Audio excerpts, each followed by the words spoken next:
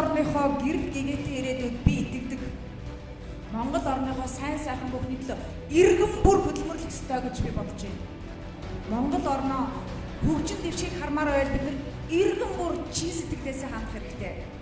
Тийм учраас миний бие Борхуугийн гүнсэн Улаанбаатар хотын Сүхбаатар дүргээс оролцож байгаа та бүгдийг итгэцгээе. Хөдөлмөрлөе.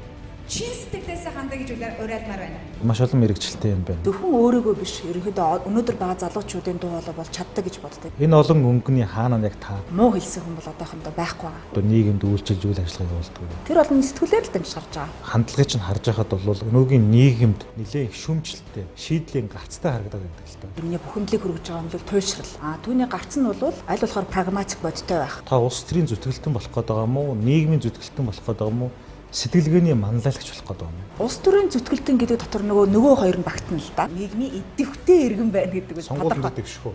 Дэвшнэ. Өөрийн гисэн солонгийн 7 өнгө шиг олон ургач үзэл санаагаараа манай төслийг чимж цаашдаа бас энэ төслийн үр дүнд нийгэмд бүлээн зөвшөөрөгдсөн тийм сайн манлайлагч байх аа гэж бодож байна. Баярлалаа. Амжилтзя.